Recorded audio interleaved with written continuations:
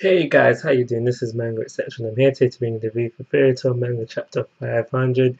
That is the big five double low and two I don't even know the word I'm looking for, but just because it's the big 500, Hero decided to give us an extra long chapter. To me, it felt like a double chapter, but if it wasn't a double chapter, it was definitely one and like a whole chapter and a half. We had 31 pages, so yeah, double chapter. We'll call it a double chapter, but was it worth it? I'm honestly gonna say no. I would have preferred if it was shorter, and simply because of what was happening within the chapter. We got two of the 12 Spraggans defeated within this chapter, and the fights were impressive. They were too easy. Now, I shouldn't be angry, I shouldn't be mad, I shouldn't be sad, because this is fairy tale standard, but I'm sick of it. Please give me a decent fight, Hero. Please give me a decent fight. And what makes it worse is that within the chapter, not just the 12th Spraggan, but the whole Avery's army was hyped up because we find out what happens to Natsu and Lucy and Happy. Brandis brings them to somewhere. I don't even know where they are, wherever they are. They're somewhere with some ruined looking place. Brandis takes them there. She says, "Alright, I'm going to spare you free. I like you free. We're close. We're homies. But I'm going to go kill your friends." And Natsu and Lucy, they're like, you know what you're talking about? Like, think we were gonna let that slide. And then Brandon starts to go into all this stuff about how they're gonna win, how our various armies gonna win. Our numbers severely outpass yours. You don't really understand the true power of the 12 Spraggan. Just giving them a whole lot of hype. Whole lot of hype.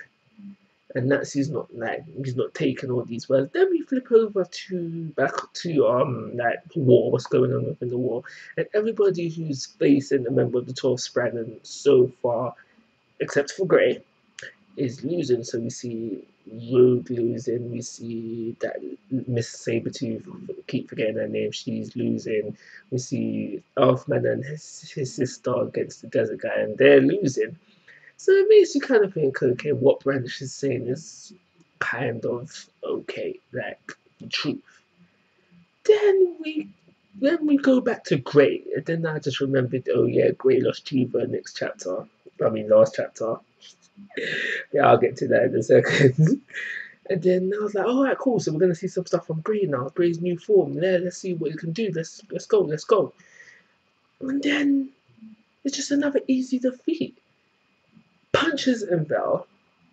Envel's like, oh my gosh, no, I can't have that. I gotta go all out. So he unleashes this ice armor that whatever touches it, it freezes basically. And Grey finds a way around that, and I can accept the reasoning behind that because Grey is an ice devil slayer. We know that once you're a slayer of a magic, that element or whatever doesn't affect you anymore. So I can accept Grey's defeat. I mean, Grey being able to work a way around the magic that Envel was using, but I cannot accept how easily he got battered. That I just can't accept it. I just really can't. It's just the Spragganers are hyped up to the max, but they don't deliver when the time comes. It's like being good on paper but not delivering for the interview. So we get that, and then we flip back over to Brandish, and then I forgot. I don't know her name, but there's someone watching over Brandish and company, and she's realized that Brandish is like on the betrayal path. So I think she was gonna hop in, or she still might hop in and kill Brandish, but for now she's just seeing over things. And then Neonheart comes over. He's all talking about where's Lady Elza. Happy's clocked onto this. Happy's doing job. He's doing not doing job, but he's on point. He's up here right now. So Happy's clocked onto this. He's like Lady Elza. What's all this lady stuff about? And then Then Neonheart and Brandish get to talking.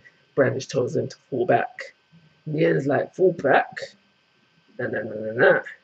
You're on some betrayal type stuff. I'm taking you out right now. And now Neonheart does an attack that not even Brandish, one of the 12th dragon, could use her magic on. So she's hyped up herself to be so powerful, and yet we then get Natsu come in, not even a named attack. I think it was 2 punches he delivered, and Neonheart's KO again.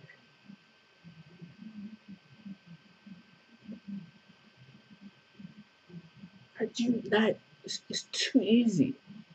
Because the fights are too easy, they're not, and because also because it's not it's all almost all the time. It just makes the fights unenjoyable. And because that was the majority of the chapter, the 2 fights, I have to say I just did not enjoy the chapter. It does leave off on a decent cliffhanger. So we see Grey now, we see Enval on the floor. He's probably getting weighed in left, right, center. And then we just get into this whole talk, and it just makes me think that this was Grey's destiny, because Enval goes into how his mother, his father, his master. So it just makes it seem like this was Grey's destiny, like he was destined for all these things. And then he goes into the reveal saying, yeah, End is actually Natsu. And then we see Grey shocked face. What? Nani? So yeah, that's where the chapter leaves off. And, good place to leave off. I'm not gonna lie, that's a very good place to leave off. That's a very good place to leave off on the chapter. So next week we'll see Grey's reaction. What do you think it's gonna be? I personally think, Grey and Natsu, they're tight, they're close. So at first, I think there's going to be some non-believable that Grey's not going to believe it, and then because Val's not dead, so he can still talk. So maybe you'll then go into talk into stuff to make him believe it a bit more better. For those reasons, I'm going to give it a 3 and call it a review. Like always, guys, I'm asking for your thoughts and opinions, and because of the cliffhanger. If it wasn't for the cliffhanger, I'd have given it to you. For your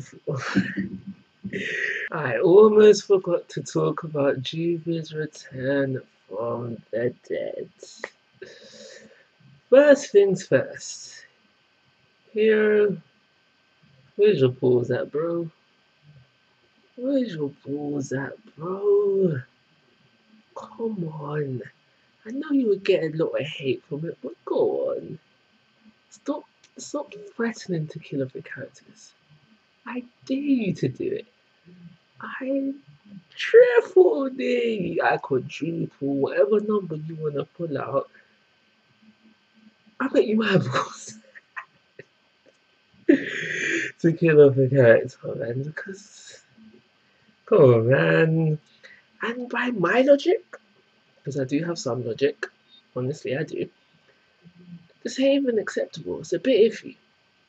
Here's my reasoning. This is what I've got to say about this one. So, in Val, he placed an ice lock on the Grey and Julia. He said the conditions for the ice lock to break were one of the other. Either has to die, then the ice lock will break. So that means Julia should have died. Now, last time I checked, Wendy can't bring back people from the dead. And the chapter, what was said within the chapter, it hinted towards me that she was on death's door. She was just about to die. She was losing consciousness. Blah blah blah blah blah. And then Wendy came along at the very last second and then healed her. But that shouldn't have been the case. She should have actually died and stayed dead for at least a couple of chapters, where at least to the end, like where they use Fairy Heart, and then I don't know, because Fairy Heart's an infinite amount of magic. I don't know, magic dispersed, and then they brought back Jean back to life. I don't know, but what happened in this chapter? Unacceptable by my standards, but hey, what can you do? Like always, I'm asking for your thoughts and opinions. If you haven't already, please subscribe to my YouTube channel. But most importantly, take care. Have a nice day.